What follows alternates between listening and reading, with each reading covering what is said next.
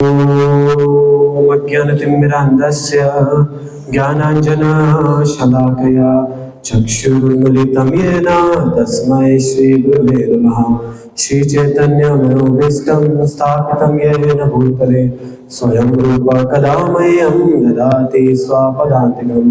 वन्देऽहं श्रीगुरुं श्रीयुतापदकमलं श्रीगुरुन् वैष्णवांश्च श्रीरूपं साग्रजातां सहगना रघुनाथान्वितां तं सजीवं साद्वैतं सावधूतं परिजनसहितं कृष्णचैतन्यदेवं श्रीराधा कृष्णपादान् सहगना ललिता श्रीविशाखान्वितांश्च नमो विष्णुपादाय कृष्णपृष्ठाय भूतले श्रीमते भक्तिवेदान्त स्वामिनिति नामिने। नमस्ते सरस्वती देवे गौरवाणी प्रचारिणे निर्विशेष शून्यवादी शतदेशतारिणे वाञ्छाकल्पतरुभ्यश्च कृपा सिन्धुभ्येव च पतितानां पावनेभ्यो वैष्णवेभ्यो नमो महावदन्याय कृष्ण प्रेम प्रदायते कृष्णाय कृष्ण चैतन्य नामिने गौरविषे नमः। हे कृष्ण करुणा सिंधु दीनबंधु जगतपते गोपेश गोपिका कांता राधा कांता नमोस्तुते। तप्त कांचन गौरांगी राधे वृंदावनेश्वरी वृषभानुसुते देवी प्रणमामि हरिप्रिये। जय श्री कृष्ण चैतन्य प्रभु नित्यानंद श्री अद्वैत गदाधर शिवासादि गौर भक्तवृंद। हरे कृष्णा कृष्णा कृष्णा हरे हरे हरे राम राम राम हरे हरे। हरे कृष्ण। तो आज जो है हम थोड़ा भगवत गीता से चर्चा करेंगे।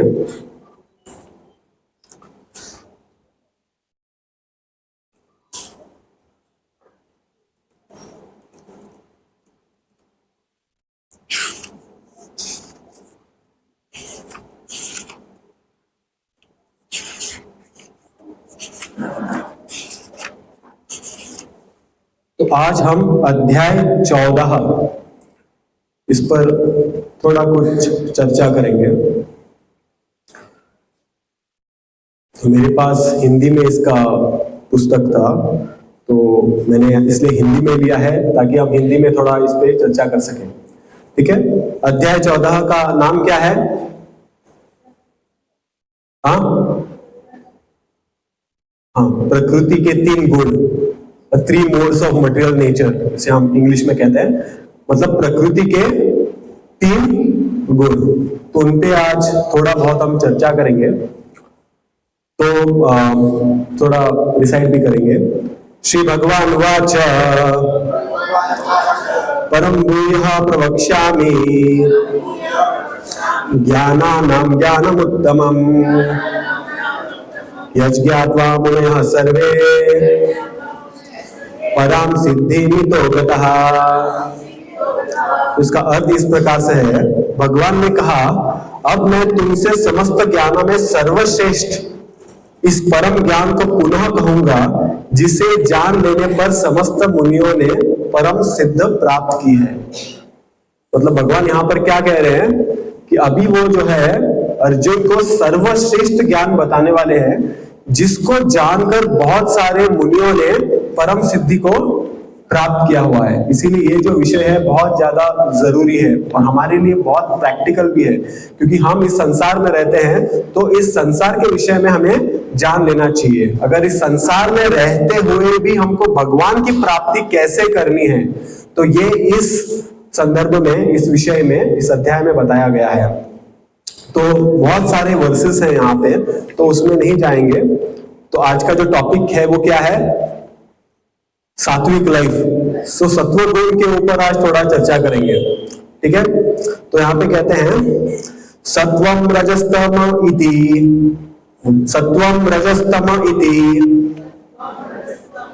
गुणः प्रकृति संभवः निबध्नन्ति महाबाहो देहे देहिनम अव्ययम्। अर्थ है भौतिक प्रकृति 3 गुणों से युक्त है।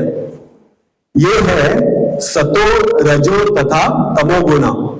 हे महाबाहु अर्जुन, जब शाश्वत जीव प्रकृति के संसर्ग में आता है तो वह इन गुणों से बंध जाता है। तो भगवान क्या बता रहे हैं यहाँ पे, जब वो इस संसार में आता है तो इन गुणों से जो है बंध जाता है। कहते हैं ये जो संसार है वो क्या है, वो एक जेल समान है। वो क्या है, जेल समान है। तो यहाँ पर जेल में कौन रहता है, कैदी रहते हैं। हाँ, जेल में सज्जन मनुष्य रहते हैं क्या, नहीं, जेल में वो लोग रहते हैं जो किसी पापवश वहां पे उनको सजा देने के लिए डालते हैं। कुछ ना कुछ किसी तरह से कुछ ना कुछ पाप किया है, इसीलिए सबको क्या होता है, जेल होता है। और भगवान इस संसार को क्या कहते हैं, जेल कहते हैं। इसलिए इस संसार को दुखालयम अशाश्वतम भी कहते हैं। मतलब लोग जब जेल में जाते हैं तो वहां पे क्या खुशी मनाने के लिए जाते हैं, नहीं, वहां पे क्या होता है, एक तरह का तकलीफ होता है, दुख। दुखालयम अशाश्वतम, जो टेम्पररी है। जैसे किसी ने कुछ चोरी किया हो तो उसके लिए भी आर्टिकल होगा, एक नियम होगा कि उसको 2 साल की कैद होगी। तो वहां पे जाता है, लेकिन वहां पे अपना परमानेंट लाइफ सेटल नहीं करता। वहां पे जाता है 2 साल तक भक्ति कर, मतलब जो भी पनिशमेंट है वो करता है और वो करके वो बाहर आता है। तो यहाँ पे कहते हैं अभी जो कैदी होता है वो कैसे होता है, उसके हाथ में जंजीरें होती है कि नहीं, होती है ना। जो महाभयंकर कैदी होता है उसके हाथ में क्या होगा, जंजीरें होंगी।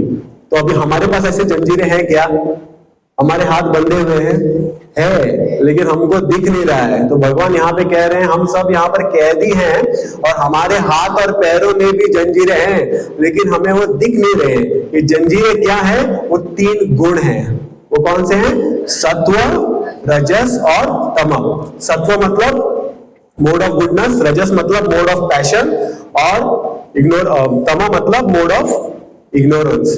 तो इन जंजीरों से जो है हमको इस संसार में बांध के रखा गया है, इसलिए हम सब यहाँ पर कैदी हैं। तो आगे वर्णन करते हैं अभी सत्व, रजस और तम ये गुण किस प्रकार से आते हैं और इनमें भेद क्या है। तो मैं रिसाइट करूंगा, हम थोड़ा, क्योंकि भगवत गीता मैराथन चल रहा है, हम थोड़ा रिसाइट करते करते आगे बढ़ेंगे। तो अगला श्लोक है, तत्र सत्वं निर्मलत्वात् प्रकाशकम अनामयम् सुख संगेन बध्नाति ज्ञान संगेन चानघ। तो अर्थ इस प्रकार है, हे निष्पाप, सतों गुण अन्य गुणों की अपेक्षा अधिक शुद्ध होने के कारण प्रकाश प्रदान करने वाला और मनुष्य को सारे पाप कर्मों से मुक्त करने वाला है। जो लोग इस गुण में स्थित होते हैं वे सुख तथा ज्ञान के प्रभाव से बंध जाते हैं। तो मतलब क्या होता है, सत्व गुण में जो मनुष्य स्थित होता है उसके 2 अंग हैं। यहाँ पे 2 गुण बताए गए, वो हमेशा सुखी रहता है और वो हमेशा ज्ञानी होता है। तो बिना ज्ञान के कोई व्यक्ति जो है इस संसार में सुखी नहीं हो सकता। इसीलिए कहते हैं सुख तथा ज्ञान के भाव से बंध जाता है। देखिए यहाँ पर भी भगवान क्या कह रहे हैं, वो जो है ऐसे नहीं कि मुक्त हो जाता है, सुख है, ज्ञान भी है, लेकिन इनसे भी वो क्या हो जाता है, बंध जाता है। जो सत्वगुणी व्यक्ति होते हैं भले ही वो सुखी होते हैं और ज्ञानी होते हैं, लेकिन इसका यह मतलब नहीं कि वो मुक्त होते हैं। वो लोग भी इस संसार से ही बंधे हुए होते हैं। लेकिन यहां पे कहा गया है कि जो सत्व गुण है वो बाकी गुणों से अधिक श्रेष्ठ है। बाकी गुणों से जो है अधिक श्रेष्ठ है। इसीलिए हर व्यक्ति को जो है सत्व गुण में सबसे पहले आना पड़ेगा। ये तो क्या होता है, अगर जो व्यक्ति सत्वगुणी नहीं है वो भगवान की भक्ति को नहीं समझ पाता।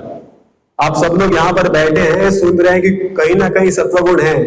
अगर सत्वगुण नहीं होता, क्योंकि आज क्या है, वो क्रिसमस मना रहे हैं ना, ढिंग ढिंग ढिंग सब चलेगा आज। पूरे गोवा में चलेगा, लोग वहां पर मौज कर रहे हैं। उनको ये भगवत गीता का ज्ञान जाके सुना, वो सुनेंगे? नहीं सुनेंगे। क्यों नहीं सुनेंगे? क्योंकि उनमें सत्वगुण नहीं है।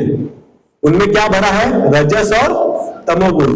ये संसार में जो भी वस्तु है वो 3 भाग में विभाजित किए गए हैं, सत्व, रजस और तम। हमारा पहनावा तक इस 3 गुणों में विभाजित किया गया है। सत्व गुण में लोग क्या पहनते हैं? अच्छा वस्त्र धारण करेंगे, जो धोती कुर्ता हो, नहीं तो सूट और टाई हो। जो रजस हो, तमस हो, जो रजस के जो गुणों के कपड़े होते हैं वो कैसे होते हैं, वो पहनेंगे जीन्स, आधा कहीं पे फटा हुआ ये होता है, तो वो उनका पहनावा रहते हैं। जो जो तमस होते हैं वो कुछ पहनते ही नहीं है वो कुछ पहनते ही नहीं है। तो इस प्रकार से हम जो भी खाते हैं, जो भी पीते हैं, जो हमारी दिनचर्या रहती है, वो इन 3 गुणों में विभाजित किया होता है। तो आज हम सिर्फ सत्व गुण के बारे में ही चर्चा करेंगे, तो बाकी गुणों में ज्यादा नहीं जाएंगे। तो आगे बताते हैं, सत्वं सुखे संजयति रजः कर्मणि भारत ज्ञानमावृत्य तु तमः प्रमादे संजयत्युत। तो अर्थ में बताते हैं, हे भरत पुत्र, सतोगुण मनुष्य को सुख से बांधता है, रजोगुण सकाम कर्म से बांधता है, और तमोगुण मनुष्य को ज्ञान को ढक कर उसे पागलपन से बांधता है। तो यहां पर कहते हैं जो सत्वगुण है किससे बांधता है, सुख से बांधता है, लेकिन वो भी बंधा हुआ है, भले ही कितना भी सुखी हो लेकिन वो भी बंधा हुआ है। और रजोगुण सकाम कर्म से बांधता है। जो रजोगुणी लोग होते हैं ना, कर्म के पीछे पागल होते हैं, दिन भर काम करते हैं, उनको बहुत आसक्ति होती है, ज्यादा पैसा कमाना है, ज्यादा रजोगुण भरा होता है, ज्यादा प्रॉपर्टी चाहिए, ज्यादा पैसा चाहिए, दिन भर वो काम में लगे रहते हैं, पसीना बहाते रहते हैं। किस लिए?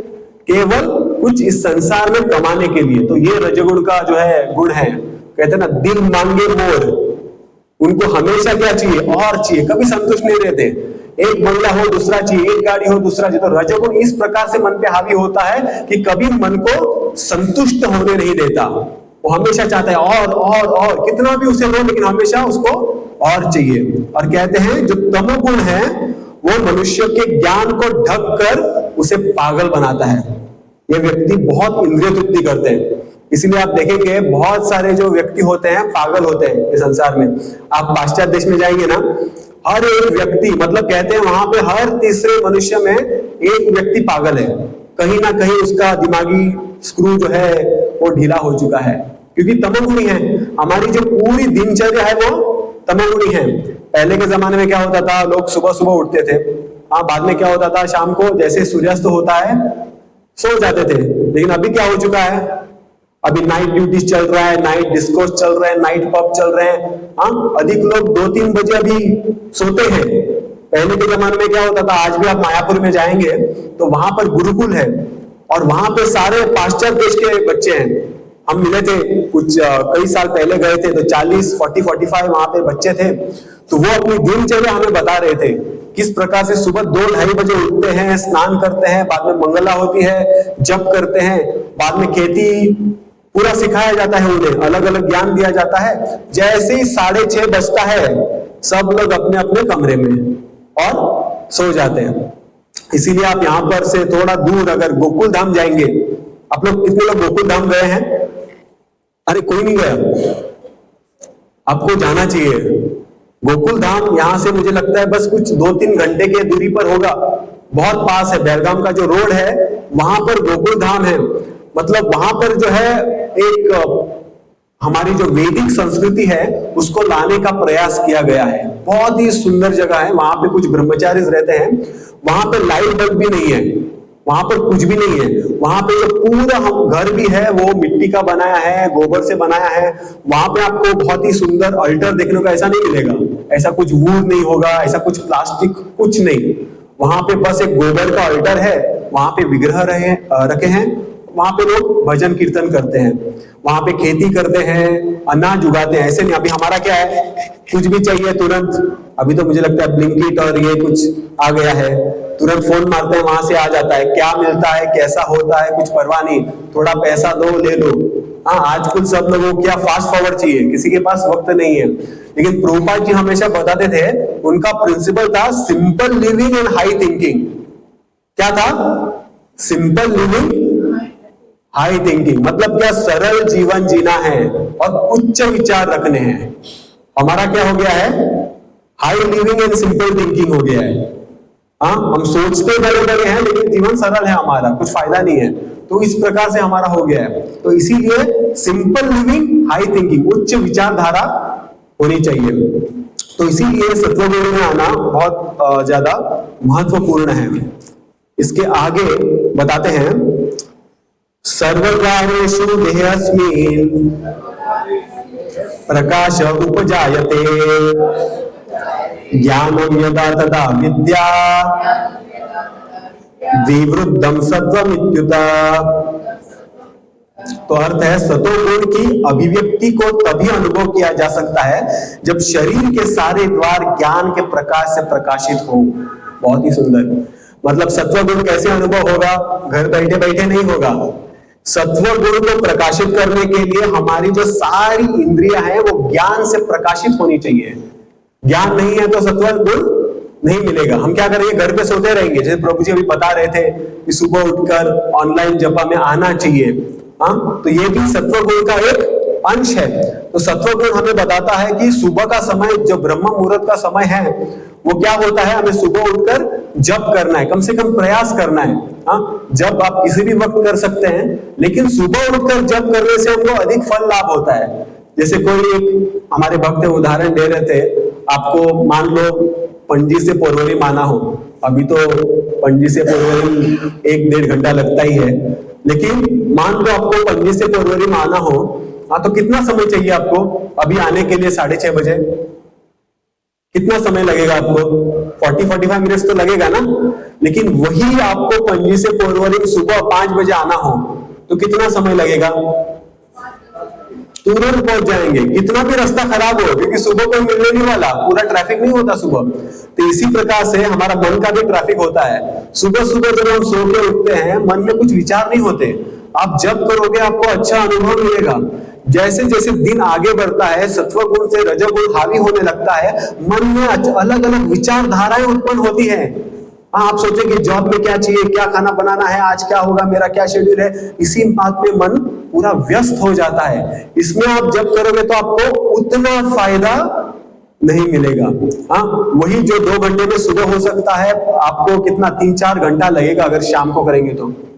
इसीलिए कहा जाता है कि सुबह 8 बजे से पहले अगर कोई पूरा अपना माला खत्म कर लेता है तो बहुत बढ़िया है। नहीं तो दिन भर भी कर सकते हैं, लेकिन सुबह के वक्त जब करते हैं ना, उसका जो फल है हमें बहुत ज्यादा मिलता है। इसीलिए जो सारे संत हैं वो क्या करते हैं? सुबह उठ के मंगल आरती करते हैं। पूरी जो भक्ति है सुबह 8 बजे से पहले ही खत्म करने का प्रयास करते हैं। हमारी जो यहाँ पर सोडन में मंगल आरती कितने बजे होती है? 5 बजे होती है। तो 5 बजे के बाद 5:30 बजे खत्म हो जाता है। 5:30 से 7:30 तक जपा होता है। उसके बाद श्रृंगार आरती वगैरह होता है, भागवत क्लास होता है। तो यहाँ के जो भक्त हैं 7:30-8 बजे तक भारत में, जो कि मंदिर में रहते हैं, 7:30-8 बजे तक अपना जपा खत्म करते हैं। लेकिन कहते हैं रशिया में वो तो उठते हैं 3 बजे। 3 बजे उठते हैं और मंगल आरती से पहले अपना जपा खत्म करते हैं। मतलब देखिए उनका जो स्तर है कितना ऊंचा। रशिया मतलब ऐसा नहीं है, ह्यूमिड क्लाइमेट नहीं है, वहां पर बर्फ गिरता है। जैकेट डाल के, इतने बड़े बड़े जैकेट होते हैं उनके, हमारे जैसा एक पतला जैकेट नहीं, बड़े बड़े जैकेट डाल के सुबह 3 बजे उठते हैं, 3 से 5। क्योंकि कई सारी जगहों पे क्या हुआ है, ठीक तरह से भक्ति आप नहीं कर सकते। अभी तो कर सकते हैं, लेकिन पहले के जमाने में आप नहीं कर सकते थे। इसलिए जो भक्त हैं क्या करते थे? 3 बजे 5 बजे उठते थे। 3 बजे उठ के 5 बजे तक अपना जपा खत्म करते थे। 5 बजे निकलते थे बुक डिस्ट्रीब्यूट करने के लिए। मतलब इतने महान थे। हम शाम के 5 बजे भी नहीं निकलेंगे, है कि नहीं? लेकिन वो लोग सुबह सुबह 5 बजे निकलते थे और घर में जाके पूछते थे आपको ये गीता चाहिए क्या? तो ये उनकी महानता थी। इसलिए ये सब तभी हो सकता है जब हम ज्ञान से प्रकाशित हो। जब ज्ञान मिलेगा तब सत्व का हम अनुभव कर पाएंगे। जब भगवत गीता को पढ़ेंगे तब सत्व का हम अनुभव कर पाएंगे। हाँ, क्योंकि भगवत गीता पढ़ने से हमारे जो सारी इंद्रियां हैं वो ज्ञान से प्रकाशित हो जाते हैं। हाँ, आप एक आइनॉक्स में पिक्चर जाके देखो, क्या हो जाएगा, कैसी भावनाएं आएंगी मन में। मान लो आपने कोई पिक्चर देखा हो जिसमें बहुत फाइटिंग होता है, तो आपका भी मन ऐसे ही बनेगा। आप भी रजोगुण में आ जाएंगे। जो आप देखते हैं, जो आप महसूस करते हैं, वो सारे गुण हमें आ जाते हैं।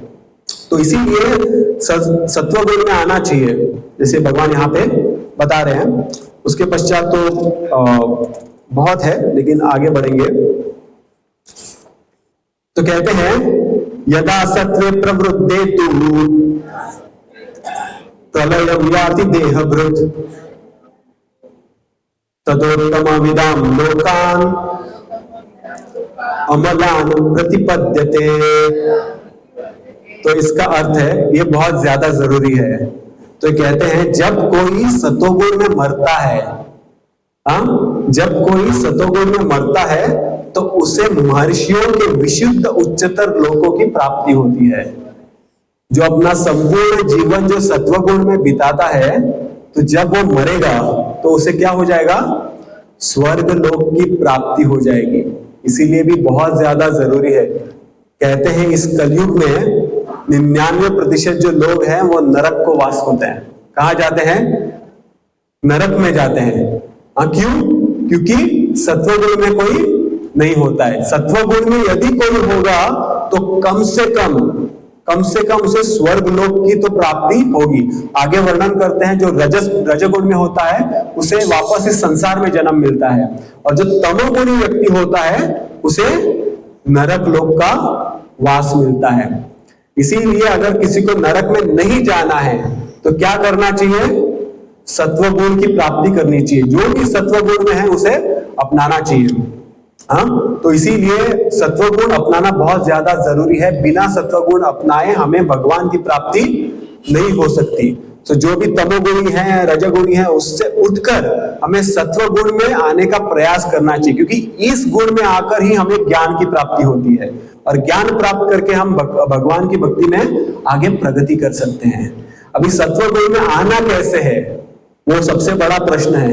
कोई पूछेगा ना, सत्वगुण में आना कैसे है? गुण तो बहुत है, जैसे सुबह उठना एक गुण है, भगवत गीता पढ़ना ये एक गुण है, लेकिन सत्वगुण जो है वो अंदर से आना चाहिए। जब तक हमारी दिनचर्या जो है सत्वगुणी नहीं होगी, तब तक हम सत्वगुण में स्थित नहीं हो पाएंगे। तो मैं क्या कह रहा हूं उसको अगर आपको समझना है तो मान लो कोई सुबह उठता है, लेकिन सुबह उठ के अगर मोबाइल देखता है तो सत्वगुण हुआ क्या?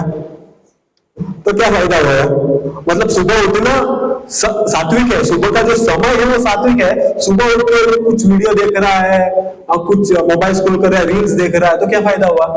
वैसा सत्वगुण कुछ फायदे का नहीं है। इसीलिए गुण और कर्म दोनों जरूरी है। सत्व में आने के लिए गुण भी होने चाहिए और कर्म भी होने चाहिए। गुण जैसे सुबह उठना, और कर्म मतलब जैसे प्रभु जी ने कहा सुबह उठ के भक्ति करना। आप मोबाइल नहीं खेल सकते या टीवी नहीं देख सकते, बोले मैं तो सुबह उठता हूं, नहीं तो क्या फायदा हो गया? सुबह उठ के अगर भक्ति नहीं करे तो कोई फायदा नहीं है। तो इसीलिए सुबह उठ के गुण और कर्म, सुबह उठ के भक्ति भी करना बहुत ज्यादा जरूरी है। तो कर्म से भी हम सत्व होने चाहिए, केवल गुण से नहीं, कर्म भी हमारे सात्विक होने चाहिए। तो इसीलिए शास्त्र में कैसे हम कर्म से सात्विक बन सकते हैं वो बताया गया है।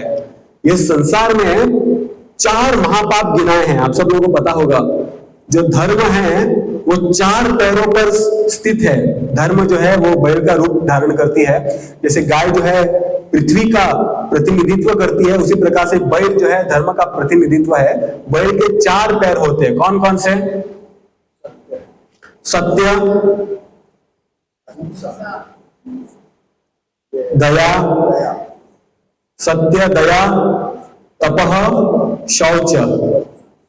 ये 4 वस्तु जो है बहुत ज्यादा जरूरी है। कौन कौन से? सत्य, दया, तपह, शौच। तो सत्य जो है उसका हमें पालन करना चाहिए। तो कहते हैं हमेशा जो व्यक्ति है हमेशा सत्य बोलना चाहिए। तो ये जो 4 हैं, सत्य, दया, तप और शौच, इसका अलग अलग स्तर पे पालन होता है, अलग अलग स्तर पे पालन होता है। इसीलिए ग्रॉस मतलब कम से कम जो स्तर है सत्य का पालन करने का, वो क्या है? कम से कम हमें जुआ नहीं खेलना है। क्या नहीं करना है? बिग डैडी नहीं जाना है, कसिनो प्राइड नहीं जाना है।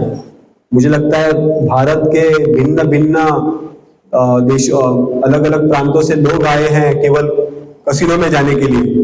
ये जो पूरा समय है क्रिसमस टू न्यू ईयर, इसके लिए गोवा बहुत प्रसिद्ध है। किस लिए? पूरा रहता है, भीड़ रहेगा उधर। पूरा भीड़ रहता है उधर। क्यों? पूरा ट्रैफिक जो है जाम हो जाता है, क्योंकि सब लोग आते हैं। क्यों? यहाँ पे सत्संग करने के लिए आते हैं क्या? सत्संग करने के लिए नहीं आता। तो यहाँ पे बहुत ही कम लोग होते हैं। वो कहाँ पे होंगे आपको मिलेंगे? वहां जाओ। तो हमारे भक्त चाला करते हैं, वहां पे कभी कभी पुस्तक वितरण करते हैं कसिनो के बाहर रह के। तो वहां पे आपको बहुत गुण मिलेगा। क्यों? वहां पे लोग यहाँ पे क्यों आते हैं? गैम्बलिंग करने के लिए। तो कम से कम जो है जुआ नहीं खेलना है। वैसे तो आप कह सकते हैं कि असत्य नहीं बोलना है, लेकिन क्या है, हम इतने गिरे हुए हैं इस कलयुग में, कलेर दोष निधर राजन। हाँ, तो ये जो नियम है, एक तो मानसिक रूप से इसका पालन होता है और एक कर्म के द्वारा। तो कर्म के द्वारा हम कैसे इसका पालन कर सकते हैं? कम से कम जुआ ना खेल के।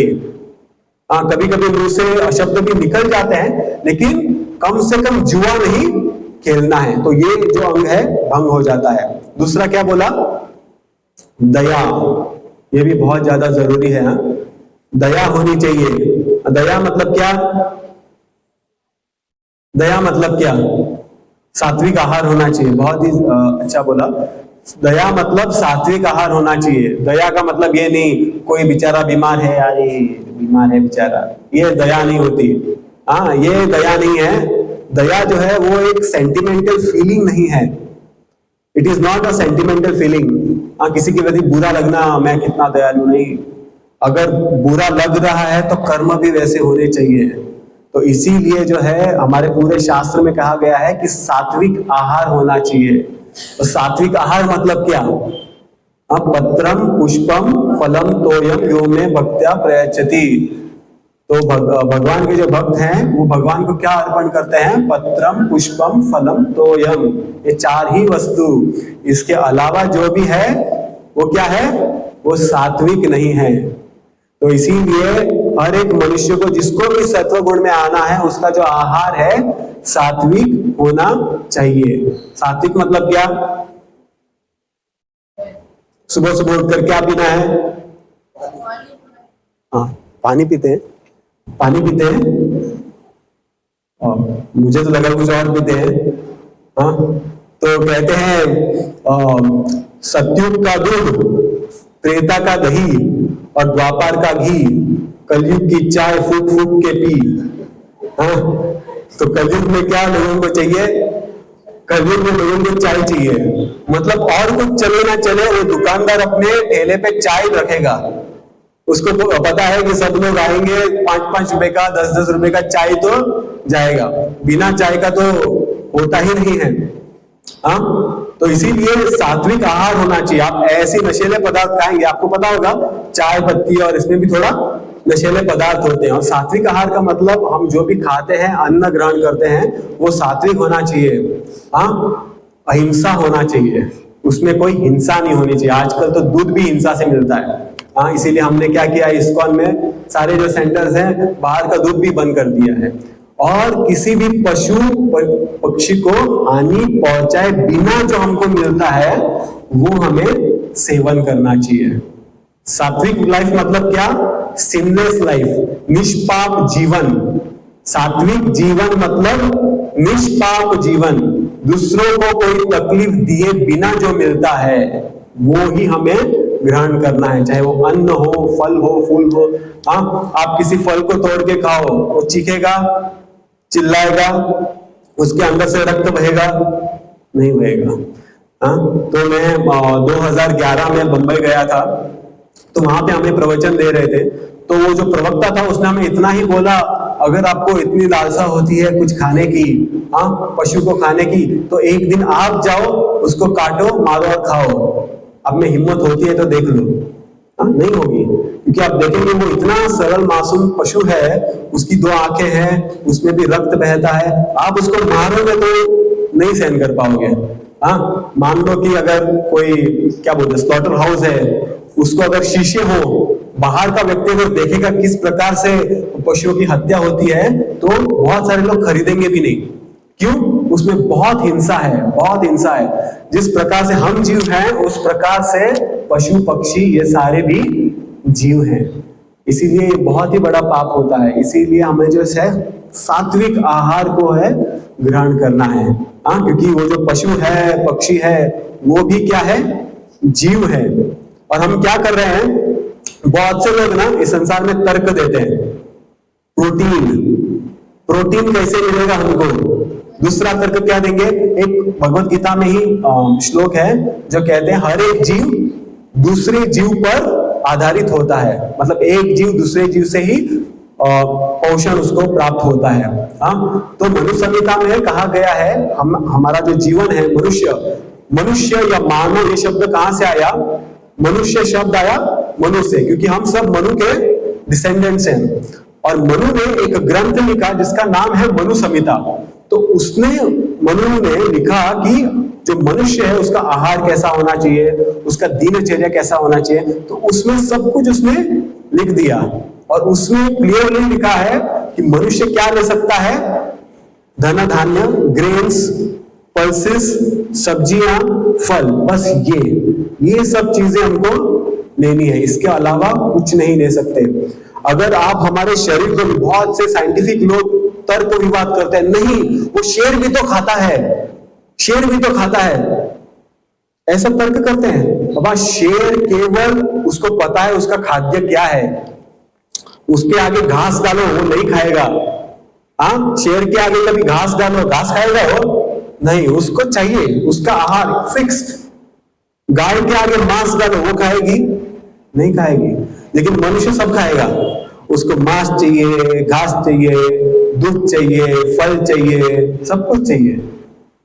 अभी तो ये लेवल पहुंच गया है कि मनुष्य को भी मार सकता है, आगे चल के वर्णन आता है।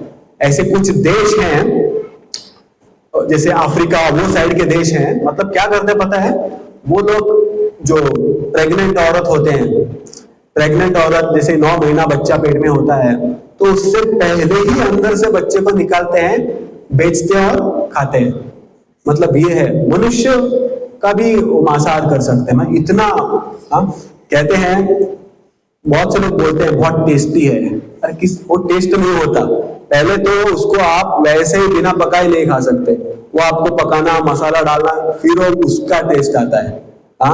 तो इसीलिए जो है वो उसका टेस्ट नहीं होता। और कहते हैं अगर taste is the only thing, तो आप याद रखिए, अगर शेर के सामने आप छोटे छोटे पशु रखे और वहां पे एक मानव को रखे, तो शेर सबको छोड़ेगा, मानव को खाएगा, क्योंकि human flesh is the tastiest. सबसे टेस्टी फ्लैश किसका है? मनुष्य का है। तो taste can not be the criteria. इसीलिए हमको दया होनी चाहिए। दया का अर्थ है किसी भी पशु को हानि नहीं पहुंचाना चाहिए। इसलिए आप लोगों से विनती है कि आप जितना हो सात्विक आहार ही ग्रहण करें। और दूसरा है, उसमें कांदा लहसुन भी नहीं डाल सकते। तो कल हम समुद्र मंथन का चर्चा कर रहे थे, तो उसमें बता रहे थे कि राहु केतु है। आपको पता होगा जब मोहिनी मूर्ति आती है और राहु केतु जब अमृत को ग्रहण करते हैं, तो मोहिनी मूर्ति क्या करती है? अपने सुदर्शन चक्र से राहु केतु का गला काटती है, क्योंकि उनके जो मुख ने जो है अमृत को स्पर्श किया था, इसलिए उनका जो सर है वो अमर हो जाता है, जो चंद्र को ग्रहण लगाता है, और उनका जो शरीर है वो नष्ट हो जाता है। जो राहु और केतु का पूरा शरीर था, उसकी जो हड्डियां थी वो लहसुन बन जाता है, और उसका जो फ्लैश था वो कांदा बन जाता है। इसलिए आप ध्यान से भी देखोगे, जो कांदा और लहसुन का जो उत्पत्ति है वो राहु केतु के शरीर से हुआ था। लहसुन का कभी देख लेना, व्हाइट रहता है, जैसे हड्डियों का कलर रहता है, देखा है आपने? लहसुन का कलर कैसा रहता है? हड्डियों का रहता है ना, अंदर छोटे छोटे बोन्स जैसा रहता है ना? तो ये शास्त्र में कहानियां आती है। उनकी जो उत्पत्ति है नीचे बीज बोने से नहीं होता है। अभी आप बीज बो सकते हैं, लेकिन जो शुरुआत हुई थी, जब भगवान ने सारे बीज बोए थे, उसमें कांदा लहसुन नहीं था। तो कांदा लहसुन बाद में उसकी उत्पत्ति हो गई, जब राहु केतु को मार दिया गया। जब राहु केतु मरे तो हड्डियों का बना क्या? लहसुन। बहुत आसान है, आप रिलेट कर पाएंगे अगर लहसुन को आपने देखा है।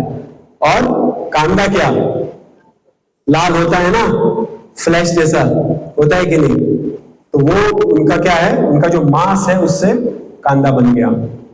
तो इसीलिए आप देखेंगे कहीं भी देव कार्य होता है, हम भगवान को जो भोग चढ़ाते हैं उसमें कांदा लहसुन नहीं होता है। इसीलिए नहीं होता है क्योंकि वो एक राक्षसों के शरीर से बना है। और भगवान को जो भोग नहीं चढ़ता वो भक्त भी खाते नहीं। सिंपल लॉजिक है। भगवान जिसको स्वीकारते नहीं, क्या भक्त उसको स्वीकार सकते हैं?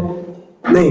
पत्रम पुष्पम फलम तोयम, भक्त क्या स्वीकारते हैं? पत्रम पुष्पम और फलम। इसीलिए कांदा लहसुन भी वर्जित है। तो 2 हो गए। तीसरा क्या है? तपह। तपह मतलब क्या? ऑस्टेरिटी, तपस्या। तपस्या मतलब बहुत तरह की तपस्या होती है, सत्संग में आना भी एक प्रकार की हमारे लिए तपस्या है। लेकिन ऑन द मिनिमम लेवल हम तपस्या को किस प्रकार से पालन कर सकते हैं, जिसके लिए गोवा बहुत फेमस है। किसके लिए? ये नहीं पीने से, मदिरा नहीं पीने से। हाँ, कोई बोलेगा अरे मदिरा तो मैं पी रहा हूं, इससे क्या हो जाता है? थोड़ा बहुत, बहुत लोग बोलते हैं थोड़ा पार्टी में थोड़ा ले लेते हैं, हाँ, मदिरा पीने से क्या होता है? लेकिन मदिरा नहीं पीनी चाहिए, क्योंकि जो भी मदिरा पीता है, जो लिकर है वो पीता है, शराब पीता है, उसका जो सात्विकता है पूरा उड़ जाता है, जो भक्ति है वो पूरी उड़ जाती है। इसीलिए जो भी थोड़ा सा दारू भी पीता है, क्या हो जाता है? सब कुछ भूल जाता है। वो सत्संग में आएगा क्या? नहीं आएगा। हाँ, तो उसकी जो बुद्धि है पूरी भ्रष्ट हो जाती है। कई लोग बोलते हैं ये इतना जरूरी नहीं है, ये इतना जरूरी नहीं है, लेकिन ये भी बहुत ज्यादा जरूरी है कि हम कोई भी नशीली जो पदार्थ है उसका सेवन ना करें, बहुत ज्यादा जरूरी है। तो कहते हैं एक व्यक्ति, एक जो ब्राह्मण था, जो चारों नियमों का पालन कर रहा था, उसके आगे आप एक स्त्री लाके रख दो, मांस रख दो, उसके आगे आप पैसे रख दो, और उसके आगे आप शराब रख दो। हाँ, तो उसको क्या लगेगा? अरे मांस तो नहीं खा सकते, परस्त्री संग भी नहीं कर सकते, पैसे से भी दूर रहना है, तो हो सकता है कि वो सोचा शराब में क्या है, शराब पी लेना चाहिए, क्या फर्क पड़ता है। हाँ, तो ऐसी कहानी आती है, एक ब्राह्मणों के पास 4 वस्तुएं लाके रखते हैं, और उसको कहते हैं कि एक ना एक तो आपको चुनना ही है, एक चुन लो बस, हाँ, नहीं तो हमको मार देंगे। तो ब्राह्मण सोच रहा था परस्त्री संग तो नहीं कर सकते, बाद में पैसा भी नहीं ले सकते, घमंड बढ़ जाएगा, उसके बाद मांस भी नहीं ले सकते, बचा क्या? थोड़ा थोड़ा दारू पी लेंगे। तो क्या होता है? थोड़ा मदिरा उठाता है, पी लेता है, पीने के बाद सर चकराता है, बाद में औरत के पास देखता है, औरत भी ले लेता है, बाद में धन भी निकालता है, औरत जो भी धन चाहिए धन भी ले लेता है, और बाद में मांस का भी सेवन करता है। तो आप ऐसा नहीं कह सकते क्या हो जाता है, नहीं, पूरा जो बुद्धि है उसका खेल है, बुद्धि भ्रमित हो जाती है। इसलिए तपस्या का अगर पालन करना है तो हमें जो नशीली पदार्थ है, चाय और कॉफी को मिलाकर, हाँ, हमारे पास वो हर्बल टी और कॉफी है, वो लोगों को पसंद नहीं आता। क्यों? क्योंकि वो चस्का नहीं मिलता प्रभु जी, वो नहीं मिलता, किक नहीं मिलता हमें। हाँ, तो वो किक चाहिए कि माया का किक चाहिए? हाँ, वो किक मिलेगा तो माया का भी किक मिलेगा आपको। तो इसीलिए जो नशीली पदार्थ है, बहुत से लोगों को बहुत कष्ट होता है छोड़ने के लिए, लेकिन धीरे धीरे प्रयास करने से ये भी छूट जाएगा, कोशिश कीजिएगा। और अंत में क्या? अंत में क्या बचता है? शौच। शौच का मतलब एक तो है क्लेanलीनेस, हाँ, लेकिन उसका अंदरूनी अर्थ है, जिसे कह रहा था मैं, परस्त्री संग नहीं करना है। हाँ, उसके भी अलग अलग लेवल है, लेकिन कम से कम इतना कि अपने जो विवाहित जीवन है वो जो है लांघना नहीं है उसकी मर्यादा को। हाँ, अपना जो मैरिड लाइफ है उससे बाहर कुछ संबंध नहीं बनाने हैं। तो इसीलिए हमें राम जी के पदचिन्हों पर चलना है। हमको किसको फॉलो करना है? मर्यादा पुरुषोत्तम रामचंद्र जी। हाँ, जिस प्रकार से वो धर्मवादी थे उसी प्रकार से हमको धर्म का पालन करना है। तो ये 4 चीज हम करेंगे तो हम सत्वगुण में स्थित हो जाएंगे। मुझे पता है कि बहुत सारे लोग यहाँ पे सोच रहे होंगे, मन में बहुत प्रश्न आ रहे होंगे, कैसे होगा, बहुत मुश्किल है, लेकिन ये सब आपको प्रयास करना है। हाँ, एक ना एक दिन तो सबको प्रयास करना ही पड़ेगा। कई सारी बातें कड़वी भी लगती है कि नहीं? कड़वी लगती है ना, लेकिन प्रयास करना पड़ेगा, क्योंकि भगवान का उपदेश है ऐसा। सात्विक जीवन हम तभी अपना सकेंगे जब तक हमें 4 नियमों को पालन नहीं करेंगे, तब तक हमें सात्विक जीवन नहीं प्राप्त होगा। फिर जो है हमें सात्विक जीवन प्राप्त होगा। हाँ, इसीलिए सभी भक्तों से निवेदन है कि ये जो 4 रेगुलेटरी प्रिंसिपल्स जो आए हैं, ये धर्म के 4 पैर हैं। वो क्या है? No gambling, no intoxication, no killing and no illicit connections. तो वहीं से 4 नियम आए हैं जो श्रील प्रभुपाद जी ने कहा, ये कंठी धारण करने से पहले, ये जो कंठी है गले में, वो धारण करने से पहले आपको ये 4 नियमों का पालन करना पड़ेगा। हाँ, तो ये ना जब हम आएंगे तो बाद में हम भक्ति को ठीक तरह से समझ पाएंगे। और समझने के बाद क्या होगा, भगवान एक सुंदर श्लोक में बताते हैं।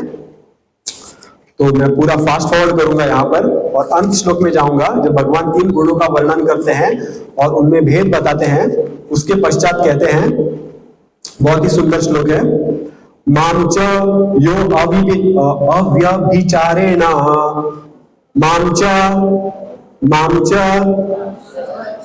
यो अव्यभिचारेण भक्ति योगेन सेवते स गुणान् समतीत्येतान् ब्रह्म भूयाय कल्पते। इसका अर्थ है, जो समस्त परिस्थितियों में अविचलित भाव से पूर्ण भक्ति में प्रवृत्त होता है, वह तुरंत ही प्रकृति के गुणों को लांघ जाता है और इस प्रकार ब्रह्म के स्तर तक पहुंच जाता है। तो कहते हैं कि जो तमगुण है, जो रजस गुण है और सत्व गुण है, इससे परे जो हम भक्ति करते हैं ना, ये जो नाम जप करे, उस किस गुण में आता है? सत्व में आता है, रजस या तम में? हाँ, वो सबके परे है, उसे शुद्ध सत्व कहते हैं। हाँ, उसे शुद्ध सत्व, जो भक्ति हम करते हैं ना, वो शुद्ध सत्व में आता है। और वो चीज जो है वही व्यक्ति अपना सकता है जो सत्व में है। बिना सत्व के शुद्ध सत्व मिलेगा क्या? शुद्ध सत्व नहीं मिलेगा, पहले सत्व में आना पड़ेगा। जैसे आप सब लोग सात्विक हैं, इसीलिए तो आते हैं ना कहीं सात्विकता है, इसलिए तो कहां पर आपके पास इतने मौके थे, इतना सुंदर मूवी चल रहा है आइनॉक्स में, इतना पार्टियां में जा सकते हैं आप लोग, लेकिन कहीं ना कहीं सात्विकता है, इसीलिए यहाँ पर सत्संग में आप लोग आते हैं। हाँ, और सात्विक बन के बाद में क्या होता है, शुद्ध सात्विकता में हम पहुंच जाते हैं।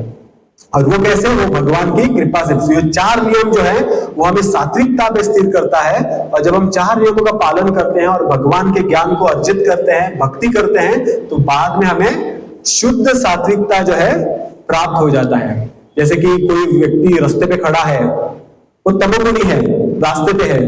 जो व्यक्ति बस स्टैंड पे है, वो क्या है? वो मान लो रजोगुण में है।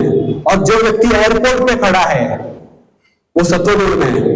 मान लो हमको यहां से वृंदावन के लिए फ्लाइट जाना है कि नहीं? आप सब लोग वृंदावन गए हैं? मान लो आपको यहां से वृंदावन जाना है, मान लो आप फ्लाइट से जा रहे हो, तो क्या करना पड़ेगा आपको? आप रास्ते पे रह सकते हैं यहाँ पे? नहीं, आपको क्या करना पड़ेगा? कम से कम बस स्टैंड जाना पड़ेगा। हाँ, बस स्टैंड में रह के क्या करना है आपको? वहां से बस करना है, कहां पे? एयरपोर्ट के लिए। और एयरपोर्ट में जाके क्या करना है? टिकट खरीदना है और प्लेन में बैठना है। फिर जाके आप प्लेन से, वो प्लेन आपको उड़ा के लेके जाएगा कहां पर? वृंदावन में। हाँ, तो तमोगुणी व्यक्ति कौन है? जो रास्ते पे है। हाँ, जो रजोगुणी है वो एक लेवल ऊपर है, कम से कम बस लेके बस स्टैंड तक तो जाता है। जो सत्वगुणी है वो क्या करता है? वहां से बस पकड़ता है और एयरपोर्ट निकलता है, क्योंकि उसको पता है वृंदावन जाना है तो क्या करना पड़ेगा? एयरपोर्ट में जाना पड़ेगा। तो एयरपोर्ट में जाके क्या करता है? जो शुद्ध सत्व भक्त होता है वो क्या करता है? वहां पे टिकट खरीदता है और प्लेन में बैठता है। तो ये अंतर होता है। केवल अगर कोई बोलेगा मैं सत्व गुणी हूं, बहुत सारे भक्त होते हैं तो केवल सत्व गुण में विश्वास रखते हैं। आप एयरपोर्ट पे गए लेकिन टिकट नहीं खरीदा तो क्या फायदा? जो एयरपोर्ट पे व्यक्ति है, बस स्टैंड में है या रास्ते पे, वो है तो एक ही जगह पे ना। एयरपोर्ट पे जाके हमको किसका टिकट खरीदना है? भक्ति का टिकट खरीदना है। जो सत्व गुण में आकर जो भक्ति में नहीं आते, वो भी किसी काम के लिए। इसीलिए भगवान कहते हैं सत्व गुणी व्यक्ति भी यहाँ पे बंधा हुआ है, वो मुक्त नहीं है, वो भी बंध जाता है। हो सकता है उसका जो बंधन है वो ज्ञान से है, सुख से है। जैसे कि व्यक्ति एयरपोर्ट पे है और एयरपोर्ट पे होते हुए भी वो टिकट नहीं खरीदता है, तो मान लो क्या है, कुछ फायदा नहीं है उसका। थोड़ा सा सुख और मिलेगा। स्वर्ग लोक में भी जैसे भगवान बता रहे हैं, उसे कहां पे मिलेगा? स्वर्ग लोक में भी हो सकता है उसे जगह मिले। आप स्वर्ग में हो, नरक में हो या इस भूतल पे हो, वहां पे जन्म मृत्यु जरा व्याधि तो रहेगा ना। आप क्या जन्म मृत्यु से मुक्त हो जाओगे? मुक्त नहीं होंगे। वो कब मिलेगा? जब हम भक्ति का टिकट खरीदेंगे वृंदावन के लिए। ठीक है, वो क्या है? हमारा नाम जप है। जो हम टिकट खरीदने के लिए आए हैं वो हमारा नाम जप है। तो इसीलिए बहुत ज्यादा जरूरी है कि हम सत्व गुण में आए, सत्व गुण में आएंगे तो भक्ति अच्छा होगा। जैसे एयरपोर्ट पे जो व्यक्ति खड़ा है वो टिकट खरीद सकता है ना, यहाँ पे रास्ते पे खड़ा है, खरीद सकता है क्या? नहीं, उसको पहले बस स्टैंड जाना पड़ेगा, फिर एयरपोर्ट, वहां पे जाके टिकट मिलेगा उसको। सही है ना? तो उसी प्रकार से ये जो है अलग अलग गुण, वो लेवल्स है, तमोगुण, रजोगुण, सत्व गुण। जो सत्व गुण होता है वो अच्छे से भक्ति कर सकता है, हाँ, अच्छे से भक्ति कर सकता है। इसीलिए हमको जो सात्विक लाइफ है वो यथाशक्ति अपनाना चाहिए। कम से कम ये जीवन में हमको जो है ये कंठी को धारण कर लेना चाहिए। हाँ, तुकाराम महाराज कहते हैं क्या, गले में कंठी को धारण कर लेना चाहिए। ऐसा नहीं कि कल मैं जाऊंगा तुलसी माला, नहीं, वैसा नहीं। गले में तुलसी का धारण करने का अर्थ क्या है? 4 नियमों का पालन करना है। हाँ, जो वरिष्ठ वैष्णव हैं आप उनसे जान सकते हैं कि 4 नियमों का किस प्रकार से पालन करना चाहिए। तो ये महान महान जो संत है एक ही बात को दोहराते हैं, श्रील प्रभुपाद हो, तुकाराम महाराज हो।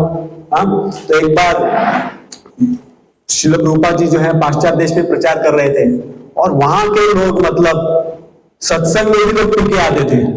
एक बार तो प्रभुपाद जी सत्संग दे रहे थे, एक व्यक्ति पिया हुआ था, बैठा था, प्रवचन के बीच में उनके खड़ा हो गया मारने के लिए, चाकू लेके खड़ा हो गया, मतलब सबको वहां से निकालना पड़ा। तो ऐसे ऐसे लोग थे वहां पे, नशेले।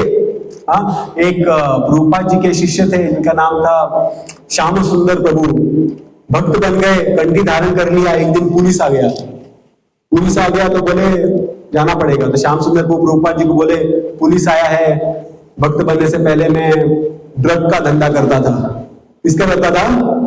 ड्रग का, इसीलिए मुझे पुलिस आया लेने के लिए। प्रभुपाद जी बोले कोई नहीं, अभी आपका सारा पाप तो जा चुका है, लेकिन आपने कुछ गुनाह किया है तो उसकी सजा आप काट के वापस आओ। और उसको दिलासा देने के लिए प्रभुपाद जी ने कहा कोई बात नहीं, मैं भी ड्रग का धंधा करता था। मतलब प्रभुपाद जी का एक फार्मेसी था, तो फार्मेसी में ड्रग ही मिलता है ना, मेडिकल ड्रग ही मिलता है। तो उसको दिलासा देने के लिए प्रभुपाद जी बोले कोई बात नहीं, मैं भी ड्रग का करता था, तो भी जाके आ जा।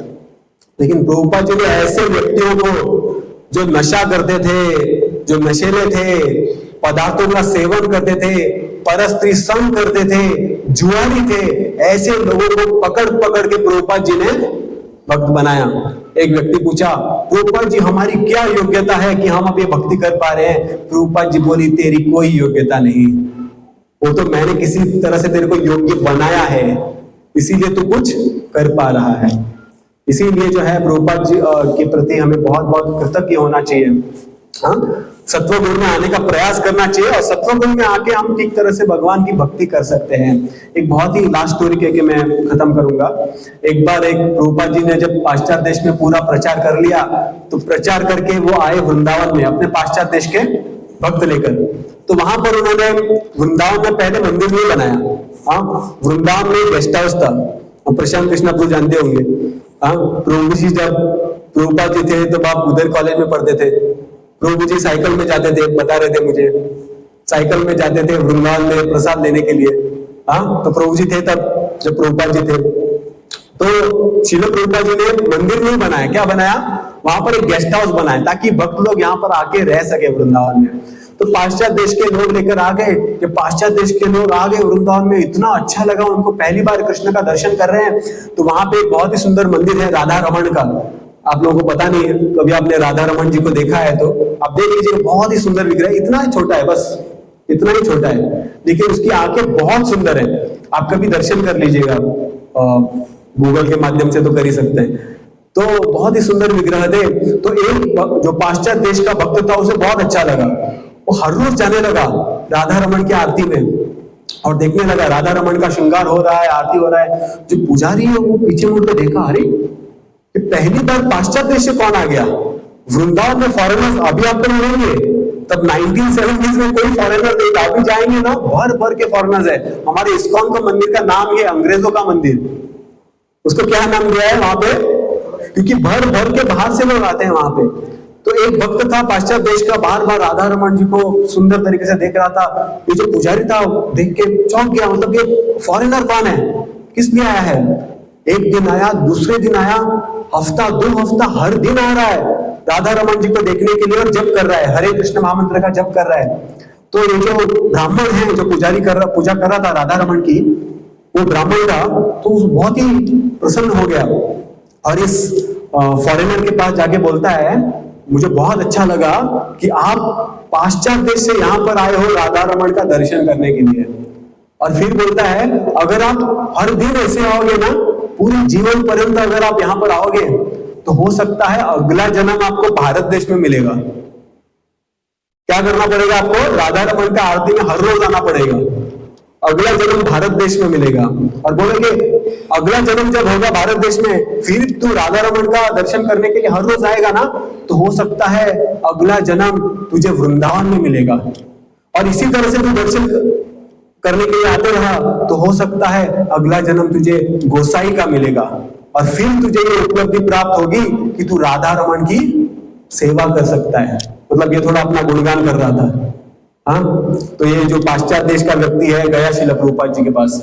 प्रभुपाद जी बोले, वो जो ब्राह्मण था राधा रमण की पूजा कर रहा था वो तो ऐसा कह रहा है, मतलब पूरा जीवन में आऊंगा वहां पे दर्शन करने के लिए, फिर हो सकता है मुझे अगला जन्म भारत में मिलेगा, फिर हो सकता है मुझे वृंदावन में मिलेगा, फिर हो सकता है गोसाई के रूप में होगा, फिर मुझे पूजा करने का सौभाग्य प्राप्त होगा। मतलब 4 जन्म लगेंगे मुझे, ये तो बहुत ज्यादा हो गया। ये सही है क्या? इतना कष्ट करना पड़ेगा राधा रमण जी की पूजा करने के लिए? प्रभुपाद जी बोले, बिल्कुल नहीं, सब गलत है।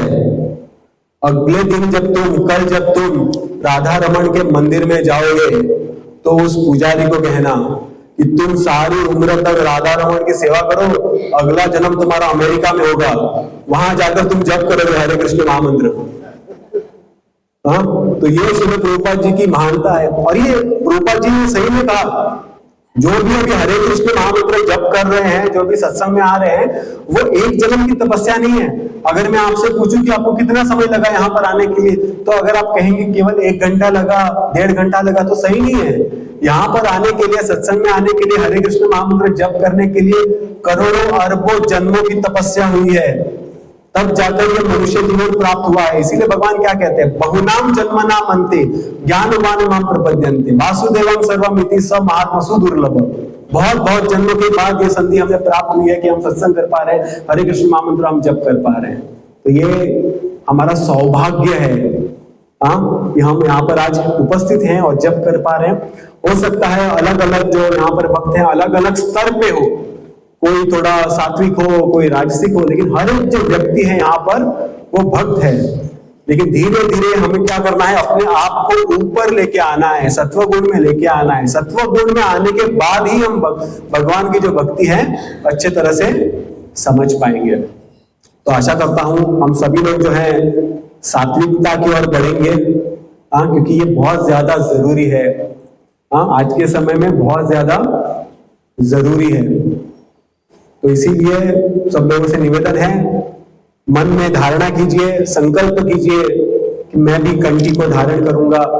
हाँ, ऐसे तो हमारी कोई योग्यता नहीं है, लेकिन ये तो श्रीमती राधा रानी की असीम कृपा है जो हमें प्राप्त हो रही है वृंदावन धाम जाने की, यहाँ पर सत्संग करने की।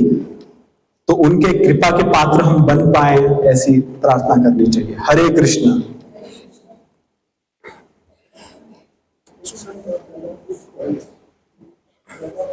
किसी का कोई प्रश्न है, कोई प्रैक्टिकल डाउट्स है जो पूछना चाहता हो? जी, आपने ब्याज और मैसेज के बारे में बताया, शास्त्र होता है, बट मेडिकल साइंस में खाना यूज करते हैं, और जो मेडिसिन होती है वो उसी की बनती है। बिल्कुल बिल्कुल, वो तो आपको लेना पड़ती है। जी जी बिल्कुल। तो अगर कोई ऐसा पेशेंट है लेकिन तो क्या हो रहा है उसका? सही है।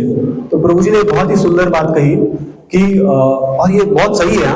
मतलब मैं जानता हूँ ऑनियन और गार्लिक जो है, ये मैं कह रहा था, उसके बहुत सारे मेडिसिनल प्रॉपर्टीज हैं।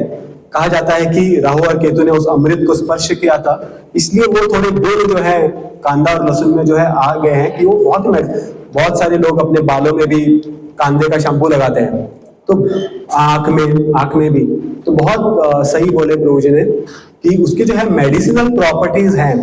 तो क्या है, कलयुग में कलेर दोष निधर राजन है। अभी कोई हम भी प्रयत्न ही कर रहे हैं, मतलब 100% perfection is not achieved in कलयुग। तो कई सारे लोगों के नाम मतलब भक्त पूछते हैं, कैल्शियम के टैबलेट्स होते हैं, ये तो कांदा लहसुन की बात हुई है, कैल्शियम के टैबलेट्स होते हैं, मेजॉरिटी वो मुझे लगता है उसमें बोन्स होता है, अभी तो मुझे लगता है कुछ आ गया है उसका अल्टरनेटिव, हाँ, लेकिन मेजॉरिटी वो होता है। तो बहुत संतों से भी पूछा, मतलब क्या कर सकते हैं, अभी मेडिकल कुछ वैल्यू है, कुछ इमरजेंसी है, शरीर को अभी रखना है जिंदा, उसके लिए अगर कोई इतनी आह बनती है तो हम कर सकते हैं, ले सकते हैं, मतलब इतना। हाँ, तो अगर कुछ आह बनती है, कुछ शारीरिक, क्योंकि देखिए सबसे पहले भगवान की भक्ति करने के लिए स्वास्थ्य की आवश्यकता होती है। अगर स्वास्थ्य ही ठीक नहीं रहेगा तो क्या होगा, तो हम भक्ति नहीं कर पाएंगे, कितना भी बड़ा प्रवचन आप क्यों ना दो, लेकिन अगर बेड पे लेटेंगे तो कितना भक्ति कर पाएंगे। हाँ, तो इसीलिए स्वास्थ्य की आवश्यकता के लिए कुछ ऐसा करना पड़े तो ठीक है, कुछ मतलब वो एक्सेप्शन रहेगा, पर क्योंकि स्वास्थ्य को कहते हैं, भक्ति के 3 सिद्धांत हैं, SSS। सबसे पहला जो S है वो है स्वास्थ्य, उसके बाद आता है साधना, उसके बाद आती है सेवा।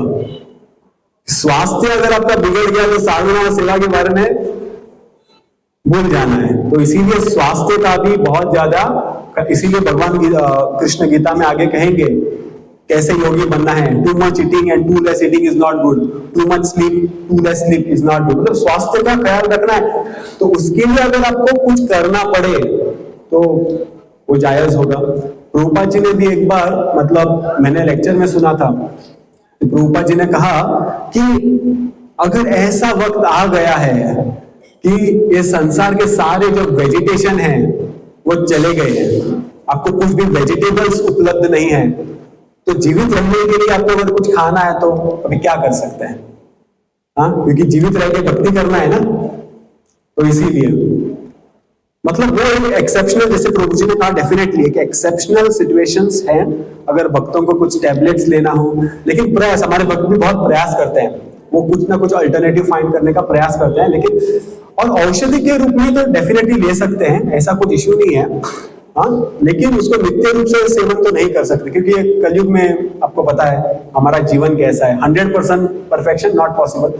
तो कई सारे भक्त मैं देखता हूँ मेडिसिन को भोग लगाते हैं और बाद में लेते हैं मतलब भगवान पे आश्रित रहना ठीक है, मतलब ऐसे कुछ अवस्था में कुछ कर नहीं सकते, प्रैक्टिकल है, जैसे प्रभु जी ने कहा है। तो ठीक है, उसमें एक्सेप्शनल्स डेफिनेटली होंगे, एक्सेप्शंस डेफिनेटली। तो जी और किसी का कुछ प्रैक्टिकल कुछ प्रॉब्लम्स है, फेस करते हैं आप लोग? हाँ, तो सभी लोग प्रयास कीजिए। हाँ, गले में कंठी धारण करने के लिए, कंठी धारण करने से पहले 4 नियमों का पालन करने के लिए, ये ज्यादा जरूरी है। हाँ, तो नियमों का पालन कीजिए, भक्ति कीजिए, फिर वो फ्लाइट आएगा वृंदावन के लिए, हम सब के लिए, बाद में बैठ के आराम से जा पाएंगे। ठीक है, हरे कृष्ण।